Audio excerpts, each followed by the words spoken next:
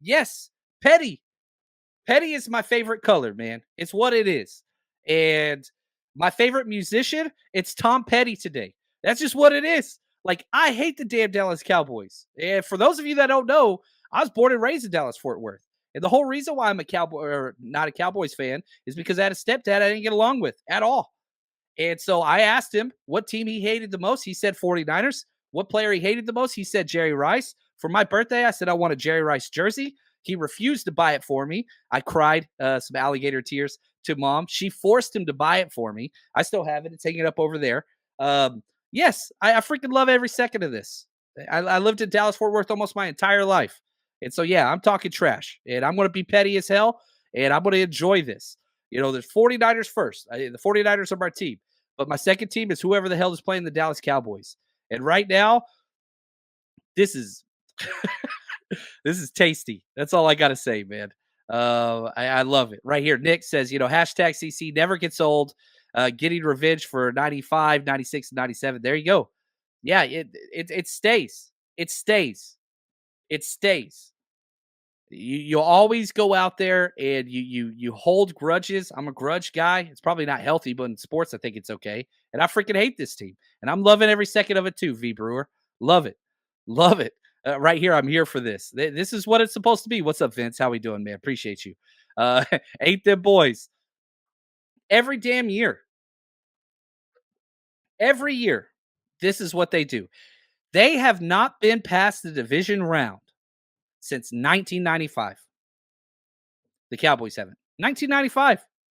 They're going to be firing their coach. No, I don't think the Cowboys are getting Bill Belichick. That don't make sense. Jerry Jones is a power hungry narcissist. No, I just don't see that working. I think he's going to go elsewhere. I can see him going to Atlanta, whatever else. And, Mike McCarthy's going to be fired before this show ends. There's no doubt about that. That's done. He's done. He's going to be fired. If he doesn't, then he's an idiot anyway. If they keep Dan Quinn, awesome. Not going to change anything. This defense can't win in the playoffs. It don't matter all the talent you got in the world. It ain't going to win in the playoffs. It hasn't. Freaking love this, man. Yeah, JP, all pro Dak. What a joke. I hate that they don't. I understand why they wait for the end of the season to vote, but it's like playoffs matter. Where Jim Mora tell them like it should be included in those things. You watch this game and you mean to tell me that dude got all second team all pro over Brock Purdy? Hell no. Brock Purdy has never had a game this bad. He had that one. He did have that one. But those were like tip passes and whatever else. Like Dak is throwing to wide open Packers repeatedly. Should have had another interception that was dropped that hit the dude in the hands. It's just, man, it's just trash. It's a trash team, and it's just kind of who they are. And I love every freaking second about it, man. Right here, CMC will have a huge game against the Packers. It's funny. You pull up their defense. Well, let's talk their ranks first, okay? And this is another thing. For those of you that are out there saying, I'm scared or whatever, yeah, you see this game and you put that in isolation, you're like, man, this is a really good team. Well, let's see what they've done collectively. Defensively, they're ranked 10th in points allowed. 17th, they're below average. 16 is average or right at the average. In yards allowed. 23rd in turnovers. They don't get turnovers usually. You're not going to be playing Dak Prescott next week. See what I'm saying? Like, it's different. 9th in pass yards, 10th in pass touchdowns, 31st in interceptions. Second to worst, they only have 7 interceptions in the whole year. They got 2 of them today so far. Dak probably going to throw another one. Rush yards. Look at this, 28th in the NFL. They have allowed 28th amount. There's only 32 teams. They're bottom 5. They're giving up 4.4 yards per carry. Not good.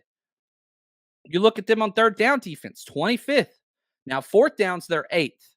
And red zone percentage, they're 10th. So they have some positives, but like this is not a top 5 unit by any stretch of the imagination. I'm not saying they're bad. I'm just saying they're the damn 7th seed in one of the worst conferences that I can remember. Like the NFC is down this year considerably. There's the Niners. Your 2 seed was the Dallas Cowboys, who just got freaking dog walked at home. This is probably one of the worst losses in the 2-seed history, which 2-seed didn't even used to play in the wild card, but the new rules change it. 1 and 2 used to get the bye, right? Now they don't. And so I'll say this has to be the worst number 2 seed loss in the history of the NFL. Now, what I will say is, man, I was pretty disappointed in the broadcast.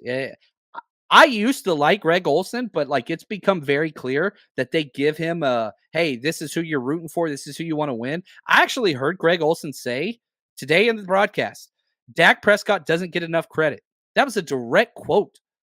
It was just like crazy. The comments that you were hearing, like Dallas was playing well all game whenever they got the doors blown off from the start. It's just really, really weird how things kind of go. Like it's weird. And shout out to Jordan Love. He gets his pay, $500,000 pay increase, which is huge. I absolutely love that. Yeah, right here, Carlos. What's up, my friend? Always good to see you here. He says it's not supposed to be that Dak is an all-pro. It's Purdy. Yep, I like that. Purdy was the guy. Yeah, there was even a false Shanahan audible, which they talked about briefly, but you heard him. He does his like, here we go, his thing all the time. And so they were showing a blitz early, and he changed to false Shanahan, false Shanahan. Like that. Everyone's go false Shanahan, false Shanahan. Yeah, false. Right?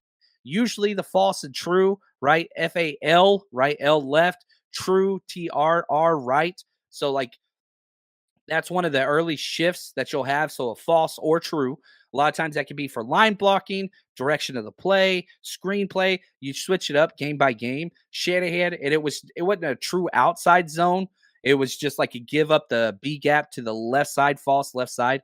I thought that was interesting, which I think it's kind of cool to pay respect, but it does show how much the 49ers are in the heads of the Dallas Cowboys. I mean, you literally had Micah Parsons talking about leaving his team if Dan Quinn leaves in the middle of a playoff run.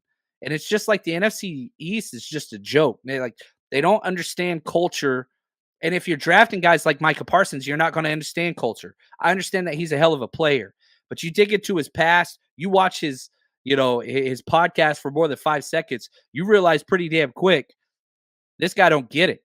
Talent's off the amazing, but you're having these conversations. You're talking about leaving your team in the middle of hosting a playoff game. What the hell, man?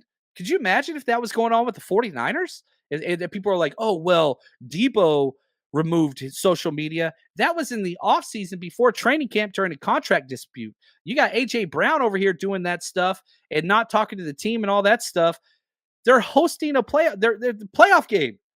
Like, the NFC East is just an absolute joke, man. It's not a good conference. It's not a good conference. So how did the 49ers do against the NFC? Oh, yeah. 4-0 this year. NFC East, 4-0. Blew all 3 teams out, and then somewhat of a close game against Washington, but not really. Yeah, it's – oh, man, I freaking love it. This is everything.